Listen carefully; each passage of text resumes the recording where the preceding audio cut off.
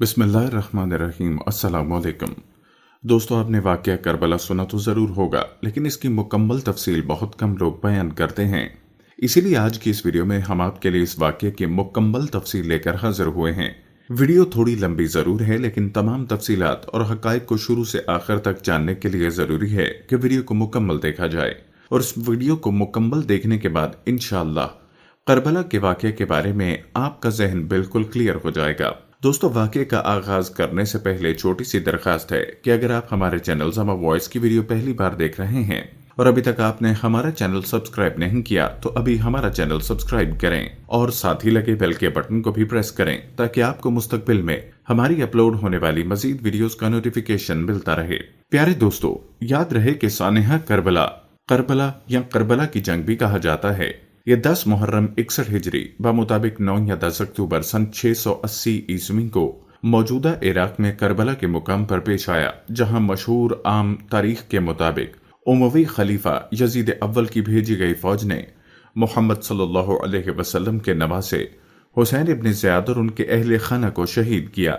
हुसैन इब्न अली के साथ 72 साथी, कुछ गुलाम, 22 अहले बैत के जवान और खानदान नबवी की कुछ खवातीन और बच्चे शामिल थे। सबसे पहले चंद असबाब का तज़किरा करना जरूरी है कि आखिर ये सानिहा पेश आने की वजह क्या थी। तो याद रहे कि इसकी बुनियादी वजह यजीद की नामजदगी और शख्सी हुकूमत का खात्मा था। याद रहे कि इस्लामी निज़ाम हुकूमत की बुनियाद शरीयत पर थी। आप सल्लल्लाहु अलैहि वसल्लम और खुलफाए राशिदीन के अदवार में उसकी बेहतरीन मिसाल थी। हजरत हुसैन बिन अली से अमीर मुआविया ने मुआहिदा किया था कि वो किसी को खलीफा नामजद न करेंगे, मगर हजरत अमीर मुआविया ने यजीद को अपना जानशीन नामजद करके इस असूल दीन की खिलाफ वर्जी की थी, क्योंकि इस्लामी नुक्ताए हयात में शख्सी हुकूमत के क़याम का कोई जवाज नहीं। अभी तक सरजमीन हुज्जाज में ऐसे कई कबायर सहाबा और अकाबरीन मौजूद थे जिन्होंने बराह रास्त नबी करीम सल्लल्लाहु अलैहि वसल्लम का दौर देखा था, लिहाजा उनके लिए अमीर मुआविया की गलत रिवायत कबूल करना मुमकिन न था। इमाम हुसैन अलैहिस्सलाम ने इन्हीं असूलों की खातिर यजीद की बैत कबूल करने से इनकार कर दिया। इस सानहे का दूसरा सबब यजीद का ज़ाती किरदार था। यजीद का ज़ाती किरदार इन तमाम औसाफ से आरी था जो अमीर या खिलाफत के लिए शरीयत इस्लामिया के मुकर्रर किया जाए। सैर व शिकार और शराब व शबाब उसके पसंदीदा मशागिल थे, लिहाजा ज़ाती हैसियत से भी किसी फासिक व फाजिर को बतौर हुक्मरान तस्लीम करना इमाम हुसैन अली मुकाम के लिए किसी तरह मुमकिन न हो सकता था। इस सानहे का तीसरा सबब बैत पर इसरार था। यजीद ने तख्तनशी होने के बाद हाकिम मदीना वलीद बिन उकबा की वसातत से इमाम हुसैन अलैहिस्सलाम से बैत तलब की। वलीद ने सख्ती से काम न लिया, लेकिन मरवान बिन अल हुक्म बजोरे बैत लेने के लिए मजबूर कर रहा था। इन हालात में इमाम हुसैन अलैहिस्सलाम ने सफर मक्का इख्तियार किया और वहां से अहले कूफा की दावत पर कूफा के लिए रवाना हुए। और इन्हीं असबाब में से एक अहले कूफा की दावत भी थी। जब इमाम हुसैन अलैहिस्सलाम मक्का पहुंचे तो अहले कूफा ने उन्हें सैकड़ों खतूत लिखकर कूफा आने की दावत दी ताकि वो खिलाफत इस्लामिया के कायम के जिद्दोजहद का आगाज कर सकें। लेकिन गद्दार अहले कूफा ने उनसे गद्दारी की और अपने वादों से फिरकर इमाम हुसैन अलैहिस्सलाम का साथ न दिया। दोस्तों, ये चंद बुनियादी असबाब थे जो वाक़या करबला या सानहा करबला की वजह बने। अब जिक्र करते हैं चंद वाक़यात का जो इस सानहे से जुड़े हैं। उनमें सबसे पहले मक्का रवानगी का वाक़या है। वलीद बिन उतबा ने इमाम हुसैन अलैहिस्सलाम और अब्दुल्ला बिन जुबैर को कासिद के जरिए बुलाया। अभी तक अमीर मुआविया की वफात की खबर मदीना में आम न हुई थी, तहम बुलावे का मकसद दोनों ने समझ लिया। इमाम हुसैन अलैहिस्सलाम से जब बैत के लिए कहा गया तो उन्होंने जवाब दिया कि मेरे जैसा आदमी खुफिया बैत नहीं कर सकता, जब बैत आम होगी उस वक्त आ जाऊंगा। वलीद राजी हो गया और उन्हें वापस लौटने की इजाजत दे दी। अब्दुल्ला बिन जुबैर एक दिन की मोहलत लेकर मक्का रवाना हो गए। बाद में उनका ताक़ुब किया गया, मगर इस असना में वो कहीं दूर जा चुके थे। जब मरवान को इस सूरत हाल का इल्म हुआ तो वलीद से बहुत नाराज हुआ और कहा, तुमने बैत का वक्त खो दिया, अब कयामत तक इनसे बैत न ले सकोगे। इमाम हुसैन अलैहिस्सलाम अजीब उलझन से दो चार थे। अगर वो मदीना में मुकीम रहते तो बैत के बगैर कोई चारा न था, लिहाजा वो 27 रजब सन 60 हिजरी में अपने अहलो अयाल के हमरा मक्का रवाना हो गए। मक्का पहुंचकर शोबे अबी तालिब में क़याम किया। दोस्तों, दूसरा अहम वाक़या मुस्लिम बिन अकील की कूफा रवानगी का है। इमाम हुसैन अलैहिस्सलाम ने कूफियों के खतूत आने के बाद मुस्लिम बिन अकील को कूफा रवाना किया। تاکہ وہ اصل صورتحال معلوم کریں۔ مسلم کے کوفہ پہنچنے کے پہلے ہی دن 12,000 کوفیوں نے آپ کے عہد پر بیعت کر لی۔ کوفہ کے اموی حاکم بشیر نے ان کے ساتھ نرمی سے کام لیا۔ کوفیوں کے جذبات سے متاثر ہو کر مسلم بن عقیل نے امام حسین علیہ السلام کو کوفہ آنے کے لیے لکھا۔ ان حالات کی بنا پر یزید نے فوراً نعمان کو معزول کر دیا اور عبداللہ بن زیاد کو کوفے کا حاکم مقرر کیا۔ کوفہ پہنچ کر اس نے اعلان کیا کہ جو لوگ مسلم بن عقیل سے اپنی وفاداریاں توڑ لیں گے انہیں امان دی جائے گی۔ اس کے بعد ہر محلے کے رئیس کو بلایا اور اسے اپنے اپنے علاقے کے امن و امان کا ذمہ دار قرار دے کر مسلم بن عقیل کی جائے پناہ کی تلاش شروع کر دی۔ اس وقت مسلم بن عقیل ایک محب اہل بیت حانی بن عروہ کے ہاں چلے گئے۔ عبداللہ بن زیاد نے حانی کو بلا کر مسلم کو پیش کرنے کا حکم دیا اور حانی نے انکار کر دیا، جس پر انہیں قید میں ڈال کر مار پیٹ کی گئی۔ جبکہ شہر میں افواہ پھیل گئی کہ حانی قتل ہو گئے۔ یہ خبر سنتے ہی مسلم نے 18,000 ہمنواؤں کے ساتھ ابن زیاد کے محل کا محاصرہ کر لیا۔ ابن زیاد کے پاس اس وقت صرف 50 آدمی موجود تھے، چنانچہ اس نے حکمت سے کام لیا اور ان رؤسائے کوفہ کی ترغیب سے لوگوں کو منتشر کرنے میں کامیاب ہو گیا۔ آخر کار مسلم کے ساتھ صرف 30 آدمی رہ گئے۔ مجبوراً مسلم بن عقیل نے ایک بڑیا کے گھر پناہ لی، لیکن اس بڑیا کے بیٹے نے انعام کی لالچ میں آ کر خود جا کر ابن زیاد کو اطلاع کر دی۔ ابن زیاد نے یہ اطلاع پا کر مکان کا محاصرہ کر لیا۔ یوں حضرت مسلم بن عقیل تن تنہا لڑنے پر مجبور ہوئے۔ جب زخموں سے چور ہو گئے تو محمد بن اشعث نے پناہ دے کر گرفتار کر لیا، لیکن آپ کو جب ابن زیاد کے سامنے پیش کیا گیا تو اس نے امان کے وعدے کو پس پشت ڈالتے ہوئے آپ کے قتل کا حکم دے دیا۔ مسلم بن عقیل نے محمد بن اشعث سے کہا، میرے قتل کی اطلاع امام حسین علیہ السلام تک پہنچا دینا اور انہیں میرا یہ پیغام بھی دینا کہ اہل کوفہ پر ہرگز بھروسہ نہ کریں اور جہاں تک ہوں وہیں سے واپس چلے جائیں۔ ابن اشعث نے اپنا وعدہ پورا کیا اور ایک قاصد حضرت امام حسین کی طرف روانہ کر دیا۔ دوستو، اگلا اہم واقعہ امام حسین کا سفر کوفہ سے متعلق ہے۔ اہل مکہ اور مدینہ نے آپ کو کوفہ جانے سے باز رکھنے کے لیے پوری کوششیں کی، کیونکہ کوفیوں کا سابقہ غدارانہ طرز عمل ان کے سامنے تھا۔ عمر بن عبد الرحمن، عبداللہ ابن عباس، عبداللہ بن زبیر سب نے مشورہ دیا، چونکہ کوفہ یزید کی حکومت کا تخت ہے، وہاں ان کی افواج اور سامان سب کچھ موجود ہے اور کوئی قابل اعتماد نہیں ہے، اس لیے مناسب یہی ہے کہ آپ مکہ ہی میں رہیں۔ عبداللہ ابن زبیر نے تجویز کیا کہ آپ مکہ میں رہ کر اپنی خلافت کی جد و جہد کریں، ہم سب آپ کی مدد کریں گے۔ لیکن جب امام حسین رضامند نہ ہوئے تو حضرت عبداللہ بن عباس نے آپ کو کوفہ کی بجائے یمن جانے کی تجویز پیش کی اور کہا، اگر کوفہ کا سفر آپ کے نزدیک ضروری ہے تو پہلے کوفیوں کو لکھیے کہ وہ یزید کے حاکم کو وہاں سے نکالیں، پھر آپ وہاں کا قصد کریں۔ لیکن امام حسین نے کہا، اے ابن عمر، میں جانتا ہوں کہ تم میرے خیر خواہ ہو، لیکن میں عزم کر چکا ہوں۔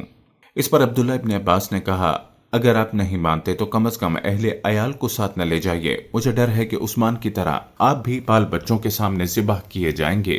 لیکن ان تمام ترغیبات کے باوجود امام حسین اپنے فیصلے پر قائم رہے اور بالآخر 3 ذوالحج 60 ہجری کو مکہ معظمہ سے کوفہ کے لیے چل پڑے۔ آپ کی روانگی کے بعد آپ کے چچا زاد بھائی عبداللہ بن جعفر نے ایک عریضہ اپنے لڑکوں اون اور محمد کے ہاتھ روانہ کیا، میں آپ کو اللہ تعالیٰ کا واسطہ دیتا ہوں، جو ہی میرا خط آپ کو ملے لوٹ آئیے، کیونکہ جس جگہ آپ آ رہے ہیں مجھے ڈر ہے کہ وہاں آپ کی خلاقت اور آپ کے اہل بیت کی بربادی ہے۔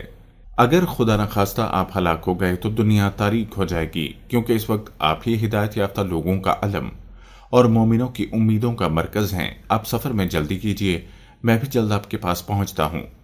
حضرت عبداللہ بن جعفر عمر بن سعد حاکم مکہ کا سفارشی خط لے کر امام حسین علیہ السلام سے ملے اور انہیں بتایا کہ کوفہ کے لوگوں پر اعتماد مناسب نہیں۔ عمر بن سعد اس بات کا وعدہ کرتا ہے کہ آپ مکہ لوٹ آئیں تو میں یزید کے ساتھ آپ کے معاملات طے کرا دوں گا اور آپ کو کوئی غضب نہیں پہنچے گی، لیکن آپ نے اس مشورے کو ماننے سے انکار کر دیا اور اپنے ضمیر کی آواز کے مطابق سفر کوفہ جاری رکھنے کا فیصلہ کیا۔ مجبور ہو کر عبداللہ بن جعفر واپس ہو گئے، مگر اون اور محمد کو ساتھ رہنے دیا۔ راستے میں مشہور شاعر فرزوق آپ سے ملا اور امام حسین علیہ السلام سے عرض کی، لوگوں کے دل آپ کے ساتھ اور تلواریں بنی امیہ کے ساتھ ہیں، قضائے الہی آسمان سے اتری ہے اور اللہ جو چاہتا ہے کرتا ہے، لیکن آپ نے اس کے باوجود سفر کو بدستور جاری رکھا۔ دوسری جانب ابن زیاد کے حکم سے پولیس کے افسر حسین بن نمیر نے قادسیہ سے جبل لال تک سواروں کو مقرر کر دیا اور تمام اہم راستوں کی ناکہ بندی کر دی۔ امام حسین کے قاصد قیس کو ابن زیاد کے آدمیوں نے گرفتار کر کے قتل کر دیا۔ جب آپ بطن رملہ سے آگے بڑھے تو انہیں عبداللہ ابن متی ملے۔ انہوں نے آپ کو آگے جانے سے روکا۔ محمد بن اشعث کے بھیجے ہوئے قاصد نے آپ کو مقام ثعلبیہ پر مسلم بن عقیل کے قتل کی خبر دی۔ ساتھیوں نے واپس لوٹنے کا مشورہ دیا، لیکن مسلم بن عقیل کے بھائیوں نے اپنے بھائی کے خون کا انتقام لینے کی خاطر سفر جاری رکھنے کے لیے زور دیا، جس کے بعد پوزیشن واضح ہو گئی۔ آپ کے ساتھ دوران سفر بہت سی بدوی شامل ہو چکے تھے۔ آپ نے ان سب کو جمع کیا اور فرمایا جو لوگ واپس جانا چاہیں انہیں اجازت ہے۔ چنانچہ سوائے ان جانثاروں کے جو مدینہ سے ساتھ آئے، سب ساتھ چھوڑ گئے۔ دوستو، اس کے بعد کا اہم واقعہ خر بن یزید تمیمی کی آمد ہے۔ ابن زیاد نے امام حسین کی پیش قدمی روکنے کے لیے خر بن یزید تمیمی کو روانہ کیا۔ زمی حشم کے مقام پر آپ سے اس کی ملاقات ہوئی۔ امام حسین علیہ السلام نے اسے کوفیوں کے خطوط کے 2 تھیلے منگوا کر دکھائے اور کہا، اب آپ لوگوں کی رائے بدل گئی ہے تو میں واپس جانے کے لیے تیار ہوں۔ لیکن حر نے کہا، ہمیں تو آپ کو گرفتار کرنے کا حکم ہے۔ چنانچہ امام حسین علیہ السلام نے اپنا سفر کوفہ جاری رکھا۔ آپ نے مقام بیضہ پر خطبہ دیا جس میں آپ اپنے مقاصد کی وضاحت کی۔ آپ نے فرمایا، لوگو، رسول اللہ صلی اللہ علیہ وسلم نے فرمایا، جس نے ظالم، محرمات الہی کے خلال کرنے والے، خدا کا عہد توڑنے والے، خدا اور رسول کی مخالفت اور خدا کے بندوں پر گناہ اور زیادتی کے ساتھ حکومت کرنے والے بادشاہ کو دیکھا اور قول و فعل کے ذریعے سے غیرت کا اظہار نہ کیا، تو خدا کا حق ہے کہ اس شخص کو اس بادشاہ کے ساتھ دوزخ میں داخل کر دے۔ لوگوں، خبردار ہو جاؤ، ان لوگوں نے شیطان کی اطاعت اختیار کی اور رحمان کی اطاعت چھوڑ دی ہے۔ ملک میں فساد پھیلایا ہے، حدود الہی کو معطل کر دیا ہے، مال غنیمت میں اپنا حصہ زیادہ لیتے ہیں، خدا کی حرام کی ہوئی چیزوں کو حلال اور حلال کی ہوئی کو حرام کر دیا ہے، اس لیے مجھ کو غیرت میں آنے کا زیادہ حق ہے۔ کچھ دور جا کر ترماج بن عدی سے آپ کی ملاقات ہوئی۔ انہوں نے آپ کو یمن چلنے کی دعوت دی، لیکن آپ نے یہ پیشکش شکریہ کے ساتھ ٹال دی، اور آخر آپ کی میدان کربلا میں آمد ہوتی ہے۔ امام حسین کا قافلہ اور خر بن یزید کا لشکر ساتھ ساتھ آگے کی طرف چلتے ہیں۔ جہاں کہیں آپ کا قافلے کا رخ صحرائے عرب کی طرف ہو جاتا ہے، آپ کو روک دیتا اور رخ پھیر کر کوفے کی طرف کر دیتا۔ چلتے چلتے آپ نینوا پہنچے۔ وہاں ابن زیاد کے قاصد نے خود کو ایک خر بھیجا جس میں حکم تھا، جو ہی میرا یہ خط اور میرا قاصد تم تک پہنچے، حسین اور اس کے ساتھیوں کو جہاں وہ ہیں وہیں روک لو اور انہیں ایسی جگہ اترنے پر مجبور کرو جو بالکل چٹیل میدان ہو اور جہاں کوئی سبزہ اور پانی کا چشمہ وغیرہ نہ ہو۔ میرا یہ قاصد اس وقت تک تمہارے ساتھ رہے گا جب تک مجھے یہ معلوم نہ ہو جائے کہ جو حکم میں نے تمہیں دیا ہے تم نے اس کی حرف بحرف تعمیل کی۔ خر نے تمام صورتحال سے امام حسین کو آگاہ کیا اور کہا، اب میں آپ کو اس جگہ نہ رہنے دوں گا۔ بالآخر یہ مختصر سا قافلہ 2 محرم الحرام 61 ہجری بمطابق 2 اکتوبر 680 عیسوی کو کربلا کے میدان میں اترا۔ دوسرے ہی روز عمر بن سعد 6000 سپاہیوں کے ساتھ وہاں پہنچا۔ عمر بن سعد چونکہ امام حسین سے لڑنے کا خواہش مند نہ تھا، اس لیے قرہ بن سفیان کو آپ کے پاس بھیجا۔ قرہ بن سفیان سے امام حسین نے کہا، اگر تمہیں میرا آنا ناپسند ہے تو میں مکہ واپس جانے کے لیے تیار ہوں، لیکن ابن زیاد نے اس تجویز کو تسلیم کرنے سے انکار کر دیا اور عمر بن سعد کو حکم دیا اگر امام حسین علیہ السلام بیعت نہ کریں تو ان کا پانی بند کر دیا جائے۔ امام حسین کو ایسی حالت میں جبکہ وہ قابو میں آ چکے تھے گرفتار کرنا زیادہ مناسب اور ضروری قرار دیا۔ یہ سن کر ابن زیاد نے اپنی رائے تبدیل کر دی اور عمر بن سعد کو اس کی بات کی سرزنش کرتے ہوئے حکم دیا، اگر امام حسین علیہ السلام اور اس کے ساتھی اپنے آپ کو حوالہ کر دیں تو بہتر، ورنہ جنگ کی راہ لو۔ شمر کے عمر بن سعد کے پاس پہنچا۔ شمر بن سعد اپنے اقتدار کو قائم رکھنے کی خاطر امام حسین کے خلاف تلوار اٹھانے کے لیے تیار ہو گیا۔ یہ 9 محرم الحرام کا دن تھا۔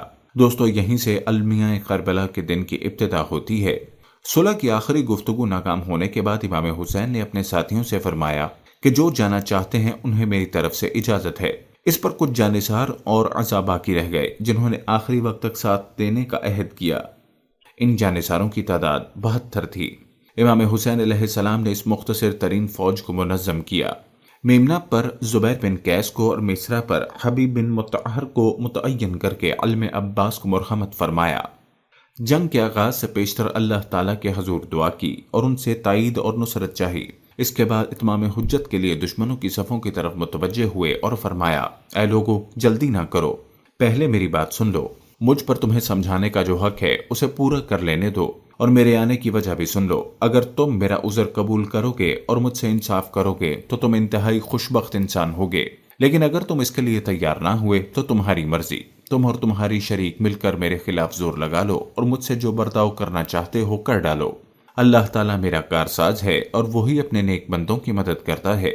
جو ہی آپ تقریر کے اس قصے پر پہنچے تو خیمہ سے اہل بیت کی مستورات کی شدت رنج سے چیخیں نکل گئیں اور تھوڑی دیر کے لیے رک گئے اور اپنے بھائی عباس کو انہیں چپ کرانے کے لیے بھیجا۔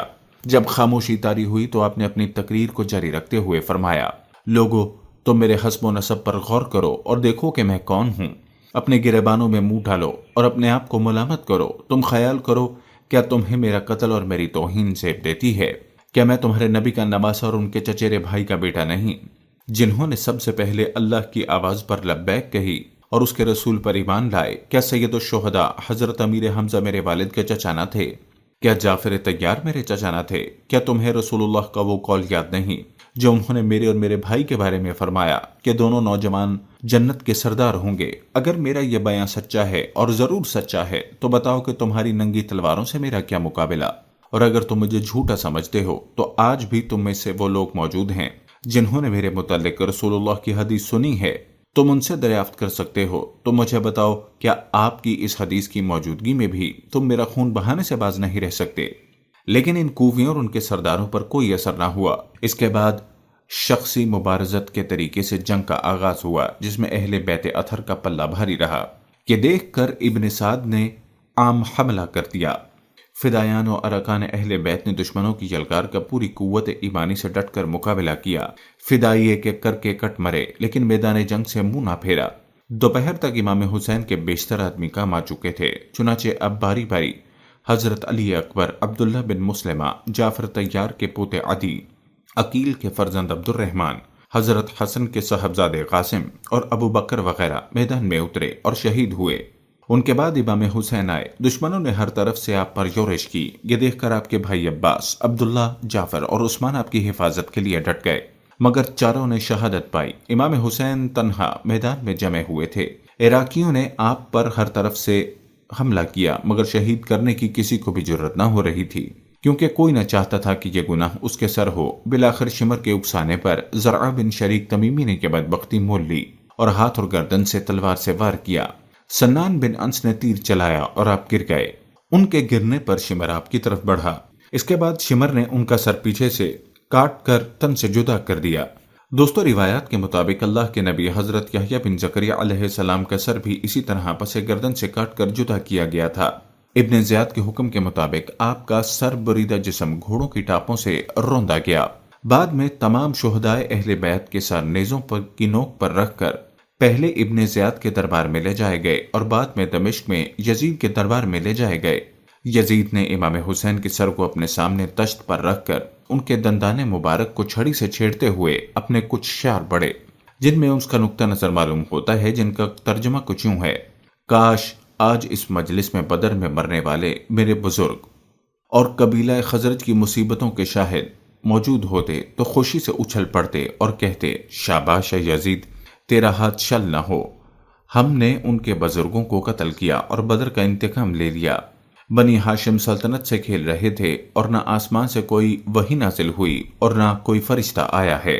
اس شعر کو سن کر اور یزید کا یہ فخری انداز دیکھ کر دربار میں موجود ایک یہودی سفیر نے کہا، میں حضرت موسیٰ علیہ السلام کی اولاد سے ہوں، میرے اور ان کے درمیان میں 70 پشتیں گزر چکی ہیں، مگر اس کے باوجود یہودی میری بے حد عزت اور تکریم کرتے ہیں، اور ایک تم ہو کہ تم نے اپنے نبی کے نواسے کو شہید کر دیا اور اب اس پر فخر کر رہے ہو، یہ تمہارے لیے ڈوب مرنے کا مقام ہے۔ پیارے دوستو، آپ کو بتاتے چلیں کہ اس دلخراش سانحے میں کوفیوں کا کردار نہایت ہی شرمناک رہا۔ حضرت علی کے دارالخلافہ مدینہ سے کوفہ لے جاتے وقت ان سازشیوں کو کھل کر کھیلنے کا موقع ملا۔ بظاہر یہ سازشی حب علی کا لبادہ اوڑھے، لیکن آپ کی ذات اطہر سے بھی الٹے سیدھے سوالات کرنا ان کا وتیرہ تھا۔ ایک موقع پر ان لوگوں نے حضرت علی سے سوال کیا، مولا آپ سے پہلے کے خلفاء کے دور میں امن و امان تھا، مگر آپ کے دور میں یہ کیوں ہے؟ اس گستاخانہ سوال پر حضرت علی نے ان منافقوں کو منہ توڑ جواب دیا۔ آپ نے فرمایا، اس بد امنی کی بنیادی وجہ یہ ہے کہ سابقہ خلفاء کے مشیر میرے جیسے لوگ تھے اور میرے مشیر آپ جیسے لوگ۔ ان لوگوں کی انہی حرکتوں کے باعث حضرت علی بالآخر اس طبقے سے بیزار رہنے لگے تھے۔ جب حضرت حسن نے خلافت سنبھالی تو آپ اپنے والد محترم کے دور میں ان منافقوں کا بغور مشاہدہ کر چکے تھے، اس لیے آپ نے ان کو زیادہ منہ نہ لگایا اور حضرت معاویہ سے صلح کر لی۔ اس صلح سے خانہ جنگی کا خاتمہ ہو گیا۔ اس صلح سے ان منافقوں کی سازشوں پر پانی پھیر رہا تھا، اس لیے اس صلح پر بھی حضرت حسن کی ذات گرامی پر اعتراض کرنے لگے۔ حضرت حسن نے فرمایا، اگر خلافت میرا حق ہے تو یہ میں نے ان یعنی معاویہ کو بخش دیا، اور اگر یہ معاویہ کا حق تھا تو یہ ان تک پہنچ گیا۔ جن کوفیوں نے امام حسین علیہ السلام کو خطوط لکھ کر کوفہ آنے کی دعوت دی، ان کی تعداد ایک روایت کے مطابق 12,000 اور دوسری روایت کے مطابق 18,000 تھی۔ لیکن جب جنگ کی نوبت آ گئی تو ان بے وفا اور دغاباز لوگوں میں سے کسی نے حضرت حسین کا ساتھ نہ دیا اور کھڑے تماشا دیکھتے رہے، یہاں تک کہ آپ نے اپنے جانثار ساتھیوں کے ہمراہ جام شہادت نوش کیا۔ حضرت حسین سے غداری کی سزا ان کو انہی کے ہاتھوں قیامت تک ملتی رہے گی انشاءاللہ۔ پیارے دوستو، اس سانحے سے جڑے کچھ مزید اہم واقعات اور پہلو ایسے ہیں جن کا تذکرہ یہاں ضروری ہے، اس لیے ویڈیو کو سکپ مت کیجیے اور آگے بڑھنے سے پہلے ویڈیو کو لائک ضرور کریں۔ دوستو، آپ کو بتاتے چلیں کہ شہادت حسین کے بارے میں رسول اللہ صلی اللہ علیہ وسلم کی پیشن گوئی بھی روایات میں موجود ہے۔ آپ صلی اللہ علیہ وسلم نے اپنی زوجہ ام سلمہ رضی اللہ تعالی عنہا کو کچی مٹی دی تھی اور فرمایا، اے ام سلمہ، جب یہ مٹی سرخ ہو جائے یعنی خون میں بدل جائے تو سمجھ لینا میرا بیٹا حسین شہید کر دیا گیا۔ ایک دن ان کی بیٹی ان سے ملنے گئی تو آپ زارو قطار رو رہی تھیں۔ پوچھا گیا تو ام سلمہ نے بتایا، ابھی رسول اللہ خواب میں تشریف لائے تھے، ان کی آنکھوں سے آنسو بہ رہے تھے اور آپ کے سر انور اور داڑھی مبارک پر مٹی تھی۔ میں نے پوچھا، آقا یہ گرد کیسی ہے؟ تو فرمایا، اے ام سلمہ، ابھی اپنے حسین کے قتل کا منظر دیکھ کر میدان کربلا سے آ رہا ہوں۔ جاگنے کے بعد میں نے وہ مٹی دیکھی جو انہوں نے مجھے دی تھی تو وہ خون ہو چکی تھی۔ اس سانحے کا ایک اہم واقعہ اہل بیت کی شام کو روانگی ہے۔ حضرت امام حسین علیہ السلام کی شہادت کے بعد اہل بیت اطہر کے بقیہ افراد پر مشتمل قافلہ ابن زیاد کے پاس کوفہ پہنچا۔ یہ سیاہ بخت انسان اس خستہ حالت میں بھی افراد اہل بیت سے انتہائی بدتمیزی سے پیش آیا۔ حضرت امام حسین علیہ السلام کا کٹا ہوا سر ابن زیاد کے سامنے پڑا ہوا تھا۔ ہر خاص و عام کو محل میں داخل ہونے کی اجازت تھی۔ ابن زیاد سر مبارک کو دیکھ کر آپ کے لبوں پر بار بار چھڑی مارتا اور مسکراتا۔ صحابی رسول زید بن ارقم وہاں موجود تھے، ان سے رہا نہ گیا اور فرمایا، ان لبوں پر چھڑی ہٹا لو، اللہ کی قسم جس کے سوا کوئی معبود نہیں۔ میں نے اپنی ان آنکھوں سے دیکھا کہ رسول اللہ ان ہونٹوں پر اپنے ہونٹ رکھتے تھے۔ یہ کہہ کر وہ رونے لگے۔ یہ سن کر ابن زیاد کے غضب کی کوئی حد نہ رہی۔ بولا، اللہ تعالیٰ دونوں آنکھیں رلائے، واللہ اگر تو یہ بوڑھا ہو کر سٹھیا نہ گیا ہوتا اور تیری عقل ماری نہ گئی ہوتی تو میں تیری گردن اڑا دیتا۔ یہ دیکھ کر زید بن ارقم مجلس سے اٹھتے اور کہہ گئے، اے لوگو، آج کے بعد تم غلام بن گئے، کیونکہ تم نے فاطمہ کے لخت جگر کو قتل اور ابن زیاد کو اپنا حاکم بنایا، جو تمہارے نیک لوگوں کو قتل کرتا اور شریروں کو نوازتا ہے۔ کوفہ سے ابن زیاد نے حضرت امام حسین کا سر مبارک اور قافلہ اہل بیت کو دمشق بھجوا دیا۔ وہاں یزید نے امام حسین علیہ السلام کے سر مبارک کو چھڑی سے چھیڑا اور فخر کا اظہار کیا۔ پیارے دوستوں، کہا جاتا ہے کہ شہادت حسین کی خبر جب سرزمین حجاز میں پہنچی تو کوئی آنکھ ایسی نہ تھی جو اس سانحے پر اشکبار نہ ہو، لہذا حجاز میں فوری طور پر انقلاب برپا ہو گیا۔ اہل مدینہ نے اموی حکام کو صوبہ سے نکال دیا اور عبداللہ بن زبیر کی بیعت کر لی۔ یزید نے ولید بن عقبہ کی ماتحتی میں شامیوں کی فوج روانہ کی۔ اس فوج میں عیسائی کثیر تعداد میں شامل تھے۔ جب اہل مدینہ نے اطاعت قبول نہ کی تو ولید بن عقبہ نے شہر پر حملہ کرنے کا حکم دیا۔ اہل مدینہ نے اگرچہ بڑی بے جگری سے لڑے، لیکن شامی افواج کے سامنے ان کو شکست ہوئی۔ اس جنگ میں بڑے بڑے اکابر شہید ہوئے، جن میں فضل بن عباس، عبداللہ بن حنظلہ قابل ذکر ہیں۔ شہر پر قبضے کے بعد مدینہ الرسول 3 دن تک شامی فوجوں کے ہاتھوں میں لٹتا رہا۔ مسلمانوں کی عزت و آبرو برباد ہوئی۔ یاد رہے کہ اہل مدینہ نے یزید کی بجائے عبداللہ بن زبیر کو خلیفہ چن لیا۔ شہادت حسین نے لوگوں کے اندر سوئے ہوئے جذبات کو اثر نو بیدار کر دیا اور سرزمین حجاز میں ناراضگی کی ہمگیر لہر اموی اقتدار کے خلاف اٹھ کھڑی ہوئی۔ اہل حجاز کو ابن زبیر جیسے مؤثر شخصیت بطور رہنما میسر آئی، چنانچہ اہل مدینہ نے بھی جلد آپ کو خلیفہ تسلیم کر لیا اور آپ کی بیعت کر لی۔ دوستو، بات کی جائے واقعہ کربلا کی اہمیت کی تو اسلامی تاریخ کو کسی اور واقعے نے اس قدر اور اس طرح متاثر نہیں کیا جیسے سانحہ کربلا نے کیا۔ آپ صلی اللہ علیہ وسلم اور خلفائے راشدین نے جو اسلامی حکومت قائم کی، اس کی بنیاد انسانی حاکمیت کی بجائے اللہ کی حاکمیت کے اصول پر رکھی گئی۔ اس نظام کی روح شریعت میں پنہاں تھی۔ اسلامی تعلیمات کا بنیادی مقصد بنی نوع انسان کو شخصی غلامی سے نکال کر خدا پرستی، حریت فکر، انسان دوستی، مساوات اور اخوت و محبت کا درس دینا تھا۔ خلفائے راشدین کے دور تک اسلامی حکومت کی یہ حیثیت برقرار رہی، لیکن یزید کی حکومت چونکہ ان اصولوں سے ہٹ کر شخصی بادشاہت کے تصور پر قائم کی گئی تھی، لہذا جمہور مسلمان اس تبدیلی کو اسلامی نظام شریعت پر ایک کاری ضرب سمجھتے تھے، اور اس لیے امام حسین محض ان اسلامی اصولوں اور قدروں کی بقا و بحالی کے لیے میدان عمل میں اترے۔ راہ حق پر چلنے والوں پر جو کچھ میدان کربلا میں گزری، وہ بے رحمی کی بدترین مثال ہے۔ یہ تصور ہی کہ اسلام کے نام لیواؤں پر یہ ظلم خود ان کے لوگ جو خود کو مسلمان کہتے تھے بڑا حروف فرسا ہے۔ مزید برائے امام حسین کا جو تعلق آپ صلی اللہ علیہ وسلم سے تھا، اسے بھی ظالموں نے نگاہ میں نہ رکھا۔ نواسہ رسول کو میدان کربلا میں بھوکا پیاسا رکھ کر جس بے دردی سے قتل کر کے ان کا جسم اور سر کی بے حرمتی کی گئی، یہ اخلاقی لحاظ سے بھی تاریخ اسلام میں اولین اور بدترین مثال ہے۔